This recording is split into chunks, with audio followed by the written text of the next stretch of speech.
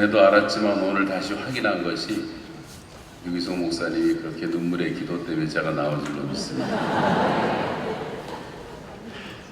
가장 강력한 설교는 설교자 자신이라는 말이 있습니다.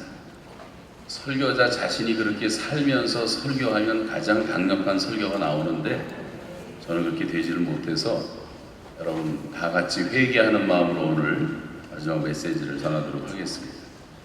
오늘 본문의 역대하 7장 13절 14절에 보면 우리한테 하나님이 제일 먼저 요구하는 것이 악한 길에서 떠나라고 말씀을 하십니다. 모세에게는 네 발의 신을 벗으라고 말씀하십니다. 아브라함에게는 본토 친척 아비집을 떠나라고 말씀하십니다. 베드로는 주님 처음 만나고 주여 저는 죄인이로소이다 저를 떠나소서라고 회개했습니다. 이사야는 성전에서 말하기를 나는 입술이 부정한 사람이요 부정한 자 가운데 거하는 잔이다면서 회개했습니다. 예수님의 첫 번째 메시지도 회개하라 천국이 가까웠다. 세례 요한의 첫 번째 메시지도 회개하고 복음을 믿어라. 회개가 없이는 아무것도 안 됩니다. 회개하라 천국이 가까웠느니라. 회개에 합당한 열매를 맺어라. 내가 온 것은 죄인을 불러 회개시키러 왔노라. 하나님께서 어디든지 모든 사람에게 명하사 회개하라고 하셨다고 성경은 말합니다. 너희는 돌이켜 모든 죄에서 회개하고 모든 죄에서 떠날자. 주님이 오신 목적은 의인을 부르러 오신 것이 아니라 죄인을 불러 회개시키러 왔다고 말씀했습니다. 회개하지 않으면 그렇지 않으면 다 망할 것이라고 말했습니다. 회개하면 성령을 선물로 주신다고 말했습니다. 회개하면 유쾌하는 날이 임한다고 말씀하셨습니다.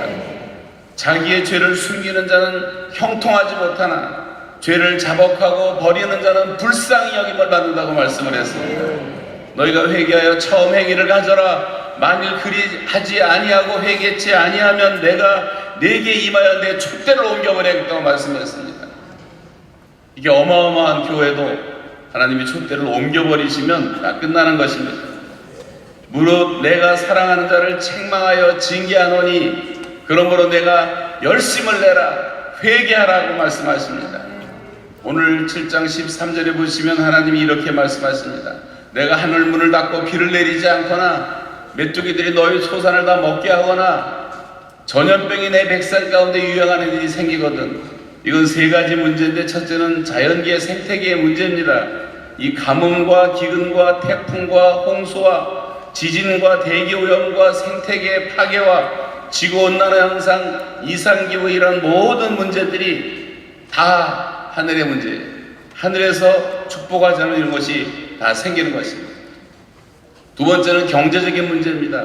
메뚜기에게 토산을 먹게 한다고 하는 것은 우리의 사업이 실패하고 부도가 나고 경제적인 위기가 찾아오고 전쟁과 테러와 실직과 무직과 조태와 명태와 또 조리독감, 돼지열병, 광우병 같은 것으로 인한 농가가 파산되는 이런 위기가 왜 오는가 하는 겁니다. 세 번째는 질병의 문제인데 전염병이 내 백성 가운데 유행하게 될 때 여러분 신종플루가 얼마나 많고 에이즈가 얼마나 급속하게 번져가고 있으며 코로나가 전 세계를 괴롭히고 있고 각종 변종 유행병 이름 모를 바이러스로 인한 질병들이 창궐하고 있습니다. 이렇게 온 세상에 재앙이 찾아오는 것을 말합니다. 우리가 알아야 될 사실은 우리가 땅에서 당하는 문제들은 바로 하나님과의 관계, 우리 신앙의 문제가 있다고 하는 것입니다. 한국 땅에 미세먼지가 찾아오거나 황사가 찾아오거나 강원도 산불이 찾아오고 울진 산불이 찾아오거나 지금 우리가 늘 말하는 대한민국의 뭐 천안함 사건이라든가 인구 절벽 사건이라든가 세월호 사건이라든가 이태원 문제라든가 이런 것이 하나도 우연이 아니라는 거예요. 참새 한 마리도 하나님의 허락 없이는 떨어지지 않습니다. 우리의 머리털까지 세심화됐다고 말씀하셨습니다.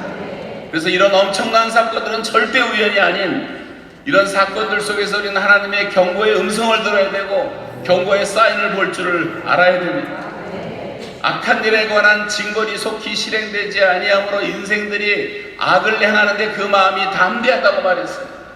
죄를 그렇게 멋대로 짓는데 벼락이 친 것도 아니고 암이 걸리는 것도 아니고 그 이유는 뭐냐면 하나님은 지금 우리가 회개하고 돌아오기를 기다리시고 우리를 끝까지 용납하시며 우리를 긍휼히 여기시는 하나님의 풍성하신 은혜 때문이지 다른 이유가 없다고 하는 것입니다. 그런데 사람들은 인생의 마음에는 악이 가득하여 평생 미친 마음을 품고 살다가 죽은 후에는 죽은 자에게로 돌아가는 것입니다. 여러분, 그래서 성경은 죄를 버리고 악에서 떠나고 내게로 돌아오라고 말씀합니다. 죄라고 하는 정의를 여러분이 다 말씀하셨지만, 죄라고 하는 가장 기본적인 정의는 하나님의 성품과 하나님의 성품을 거스리고 하나님의 뜻을 거스리고 하나님의 법을 거스리는 일체 행위를 죄라고 한다면 그 죄에서 돌이키는 것입니다. 베드로 사도는 믿는 성도들도 다시 또 죄를 범할 수 있다.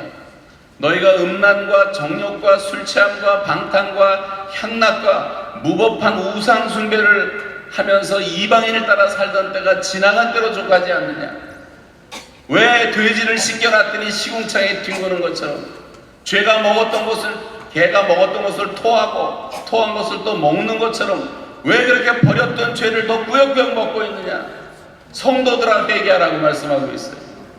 여러분, 지금 대한민국이 아이 안 낳는 문제를 많이 했는데 아이를 안 낳는 게 아니라 아이를 다 죽이고 있어요.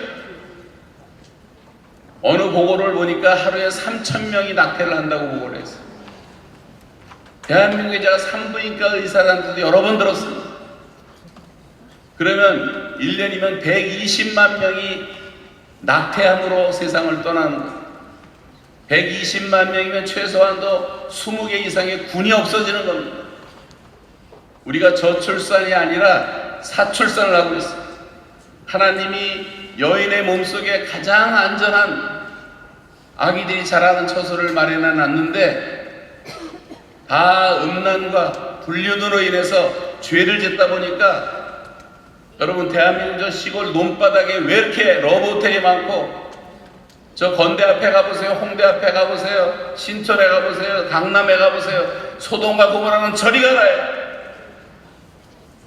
그 안에 믿는 사람들도 끼어서 죄를 짓고 있다면 내 이름으로 있는 내 백성만이라도 악에서 좀 떠나라고 주께서 말씀하시는 것입니다.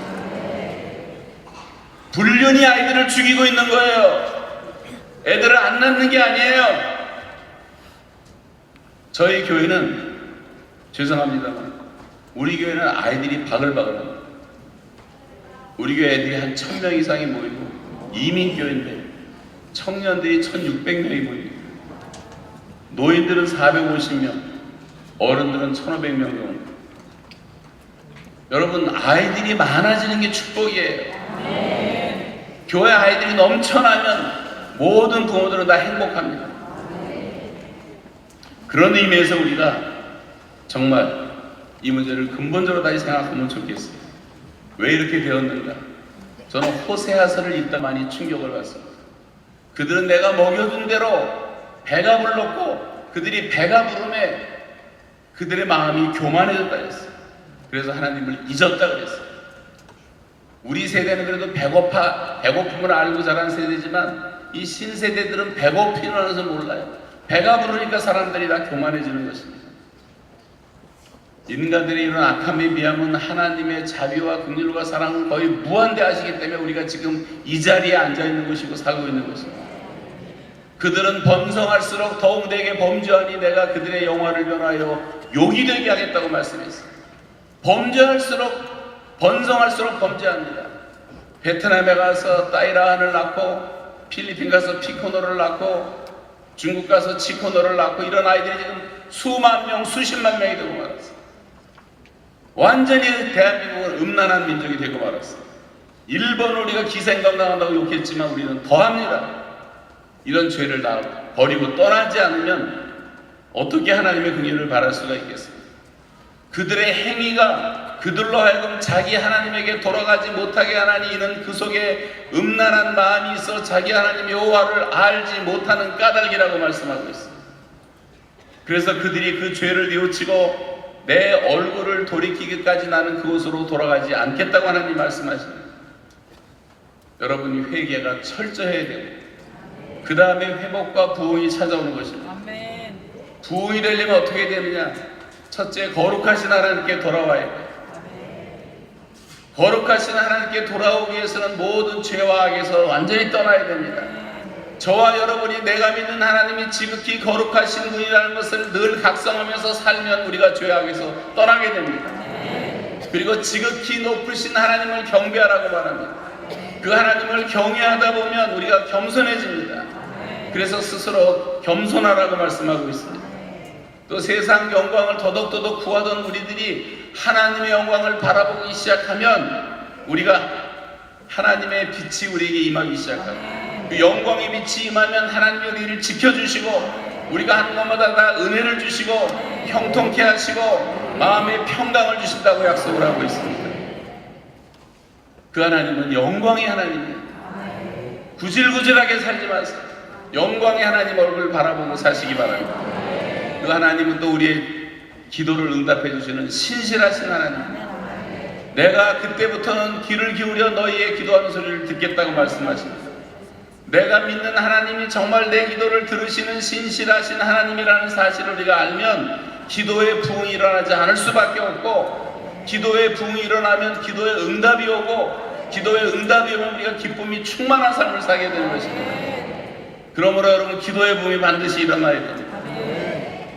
그래서 하나님은 지금도 기도를 기다리시는 신실하신 하나님, 응답을 해주기를 너무도 원하십니다. 그리고 우리의 모든 죄를 사하시는 사랑과 은혜와 긍휼과 자비가 풍성하신 하나님이십니다. 하나님, 우리가 정죄로부터 해방되기를 바라세요. 하나님, 우리를 쫓아다니면서 죄를 지적하시는 형사가 아닙니다. 하나님은 우리가 죄를 진실로 회개하고 돌아오면 우리를 불쌍히 여기시는 아버지라고 성경 말하고 있습니다. 여러분, 아버지에게 돌아오셔야 됩니다. 그렇게 되면 그 땅을 고쳐주겠다고 말씀하십니다. 고쳐준다는 건 치유한다는 말씀인데, 치유한다는 것은 하나님이 새롭게 재창조하시겠다는 말씀입니다. 오늘도 여러분의 병을 고칠 수가 있습니다. 여러분의 가정을 고칠 수가 있습니다. 자녀들을 회복시킬 수가 있습니다. 여러분 경제도 회복시킬 수가 있습니다. 하나님은 지금도 치유하신 하나님. 우리가 회개하고 돌아오면 대한민국은 엄청난 희망이 있는 나라지만, 우리가 회개하고 돌아오지 못하면 올란보다도 비참해지고 캄보디아보다 비참해지는 킬링필드가 될 수가 있고, 저 베네수엘라 백성들 보니까 전 국민이 다 쓰레기통을 뒤지고 있어요. 그렇게 잘 살던 나라가 하루아침에 저렇게 돼버리고 말입니다. 정신을 똑바로 차리고 하나님의 진리의 말씀으로 무장하고 하나님의 뜻이 무엇인가를 날마다 분별하면서, 우리가 지금도 역사하시는 창조주 하나님께서 우리의 가정과 교회와 조국 땅을 고쳐주시기를 기도하는 그런 기도의 출발이 되시기를 주님의 이름으로 축복합니다.